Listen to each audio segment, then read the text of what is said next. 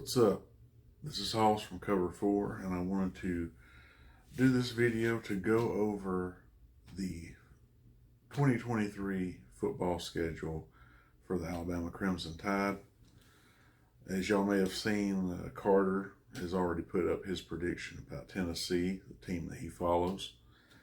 And I thought I'd do the same. And actually, my predictions may surprise the other guys in Cover 4, so they'll have to let me know about that after watching this. But let's go ahead and get started. So September 2nd, they kick off the season against MTSU. Not really a stellar opponent to start off with. That should be an easy win. The next game should be more of a matchup. That's going to be the Texas Longhorns coming into Tuscaloosa there. So we're starting off with 2 home games. Of course, they're preseason ranked 11. And, we had a pretty good game with them last year. So I, should think that this one should be about the same. I do think Bama's going to get the win only because statistically and, historically, they play pretty good at home under a Nick Saban coach team. So I'm going to say we get the win there. We move on then to September 16th, and that is an away game playing USF.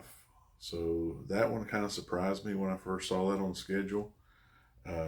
Seems like, for us to be going to them, it is a little odd. But either way, I think that's an easy W. So that means we're 3-0 going into week 4. And that'll be my first question mark on the season. This is against Ole Miss. It is a home game. They're preseason ranked 22.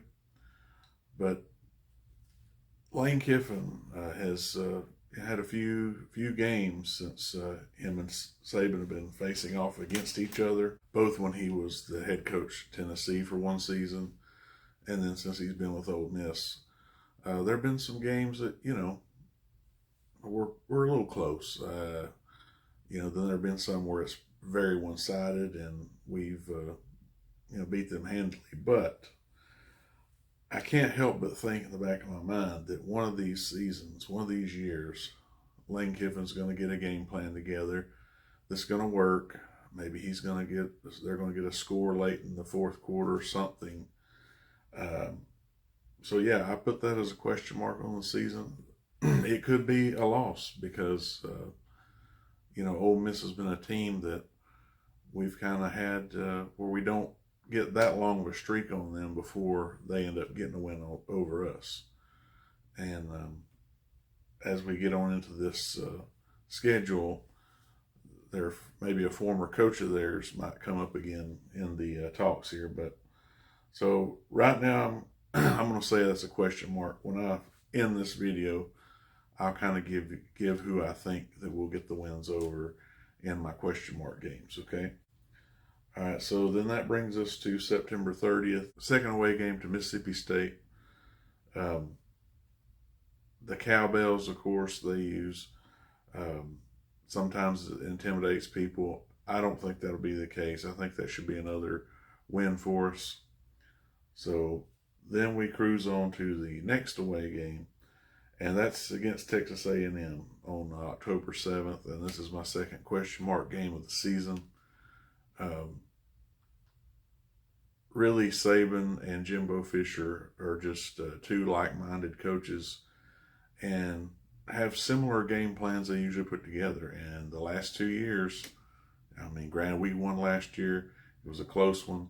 They won the year previous. It was a close one. I think this one is another one. They're preseason ranked 23. And I totally foresee going into this game, the 12th man, that stadium's going to be rocking. And we might come out of Kyle Field with a loss there. So that's my second question mark on the year. On October 14th, then we get back home for a stretch. We've got Arkansas up. I think we can beat Arkansas this year. I'm not really seeing anything from them that concerns me. So I think, again, that should be a pretty easy win there. Then we get to October 21st. Now, this is where I'm going to take a little umbrage with what Carter said. Now, granted, he's still riding high off that victory that Tennessee had over Alabama last year, and I get it. But you are not coming into Tuscaloosa and beating Nick Saban a second time, back to back. I don't care who you've got on your team. I don't care how much hope and faith you got in Josh Heupel. It's not happening, Carter. So you and the rest of the Tennessee Volunteer Nation, get ready. That week is going to be a loss for you. Bama's going to win that game. I'm not saying it's going to be a runaway game, but we're going to win it by at least 2 scores. So then that brings us to November the 4th, LSU. So we always have a bye week before we play LSU. It's usually the way it's planned out. They are preseason ranked 5th. So, stands to reason they'll probably be still around that ranking or somewhere close, I would think. But I don't have the faith in the LSU Tigers that a lot of people are having this year.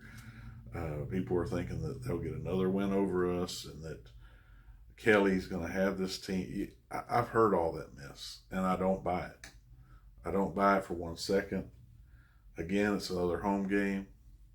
They're not going to beat us 2 years in a row. It's just not going to happen. So that is another win for Bama against the 2 teams that we lost to last season. So then we go to our next away game. That is on November 11th against Kentucky, playing at Kroger Field. Kentucky is who Kentucky is. I don't think they're a pushover by any means, but I do think that the team we're fielding is going to be better than them on this day. I think Bama will get the win again in Kentucky, which brings us to our last home game against the 3rd Tennessee team of the season, UTC Chattanooga.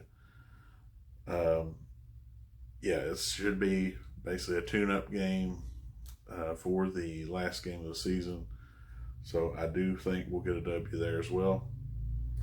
And that brings us to November 25th, the bragging rights game against the Auburn Tigers, and it's at Jordan-Hare. So this is my last question mark game of the season. Now that might be surprising to some, but I just know that Hugh Freeze is a proven winner. He's been that when he was at Ole Miss. He's been that when he was at Liberty. And I think he'll continue to be that at Auburn. Now, can he get it done this season? That's the question. But he's been one of the few coaches that's been able to get a game plan together to beat Saban within the past some years. So could he get it done in this game? There's a lot of emotion. No matter how the seasons went, it's going to be a fight, and I think it could potentially be a loss for Bama. So now let's get to my overall pick here for the season. Now, as I showed you, we're already going to get some wins that some people think that we'll lose to, that being Tennessee, LSU, and even Texas. But I don't think so. I think we're going to get wins over them. So my first, out of the 3 question mark games I've got, I still think by the end of the season, at worst, our record is going to be 11-1. I fully expect 12-0 because I just think this team is going to be focused and ready for it. And it's been some time since we've made a run like that. But 11-1 is nothing to snub your nose at. It just depends on who that loss comes to. Out of the 3 I mentioned, I think it's most likely to come to either Auburn or Texas A&M. But the Bama fan in me will never pick Auburn to beat us in anything. So I think that tells you where my prediction is going to be. I think we beat Ole Miss. I think we beat Auburn. A&M is, if we have a loss, it will be probably the only one we have, mainly because they're getting the home field advantage in that game, and because the game has been so close over the past few seasons. So that's what I'm going with, 11-1. Carter, Cranges, just get ready. You're taking a loss this season. You can cry about it later and tell me how this was unfair, this didn't go your way, whatever. Excuses will come, I know. But that's how I see it.